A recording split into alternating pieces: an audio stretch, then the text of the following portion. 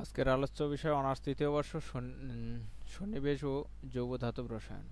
ক বিভাগের জন্য এই প্রশ্নগুলো খুবই ইম্পর্টেন্ট। প্রশ্নের পাশেই অধ্যায় উল্লেখ করে দেওয়া আছে, আপনারা এই প্রশ্নগুলো গুরুত্ব সহকারে দেখে নেবেন। ক বিভাগ এবং টিকার জন্য উদাহরণ ও বিস্তারিত ব্যাখ্যা সহ পড়তে হবে।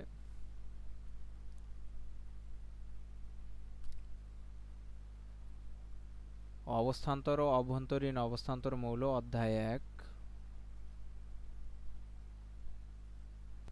চৌম্বকীয় সংবেদনশীল ও চৌম্বকীয় মোমেন্ট কাকে বলে? চৌম্বকত্বের উৎপত্তির কারণ ব্যাখ্যা করো, অধ্যায় ১-এর প্রশ্ন। ইলেকট্রন বিন্যাসের মাধ্যমে পর্যায় সারণীর অবস্থান্তর মৌল সমূহের অবস্থান আলোচনা করো। কুড়িভিস নীতি বর্ণনা ও ব্যাখ্যা করো, টিকার জন্য খুব ইম্পর্টেন্ট, অধ্যায় ২। সন্নিবেশ জটিল যৌগের মৌলিক ধারণা। জটিল যৌগের বা দ্রবণের জটিল আয়নের সুস্থিতির উপর প্রভাব বিস্তারকারী নিয়ামক সমূহ আলোচনা করো। একদণ্ডী লিগ্যান্ড জটিল অপেক্ষা চিলেট জটিল সুস্থিতি কেন? জটিল যৌগের জ্যামিতিক সমানুতা সিস্ট্রান্স ব্যাখ্যা। ৪ সন্নিবেশ সংখ্যা বিশিষ্ট জটিল যৌগের বর্গাকার সমতলীয় ও চতুস্তলকীয় রেস্টোরীয় রসায়ন আলোচনা করো। জটিল যৌগের ক্ষেত্রে সিসউইকের ইলেকট্রনিক মতামত ও সীমাবদ্ধতা আলোচনা করো। জটিল যৌগের সুস্থিতি কি? তাপগতীয় সুস্থিতি ও গতীয় সুস্থিতির উদাহরণ সহ ব্যাখ্যা করো, অধ্যায় ২-এর প্রশ্ন। অধ্যায় ৩ সন্নিবেশ যৌগের বন্ধন।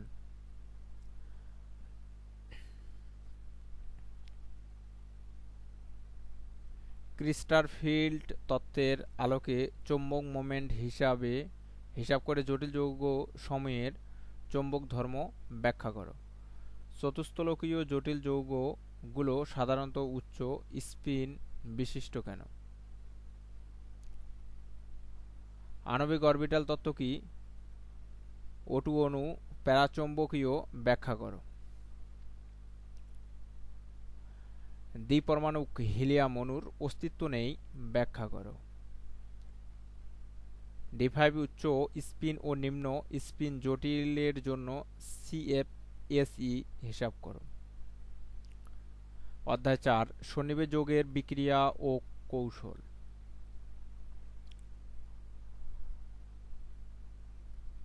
ইলেকট্রোফিলিক প্রতিস্থাপন আলোচনা করো। ধাতব কার্বনিল কি? ধাতব কার্বনিল প্রস্তুতির ২টি পদ্ধতি সমীকরণ সহ বর্ণনা। মানব শরীরে কার্বন মনোঅক্সাইড ও নাইট্রোজেন অক্সাইড এর প্রভাব আলোচনা করো, টিকার জন্য ইম্পর্টেন্ট। কার্যকর পারমাণবিক সংখ্যা।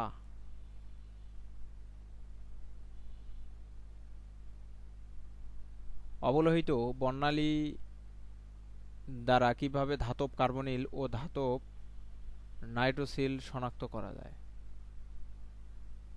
পাই অ্যাসিড বা গ্রাহক লিগ্যান্ড কি?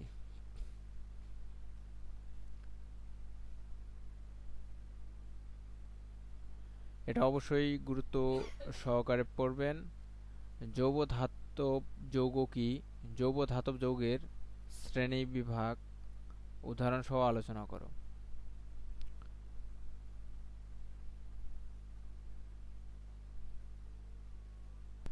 ধাতু সাইক্লোপেন্টাডাইন পাই বন্ধন বিশিষ্ট যৌগ। সাইক্লোপেন্টাডাইন ইনাইল ধাতব যৌগের গঠন বন্ধন প্রকৃতি ব্যাখ্যা।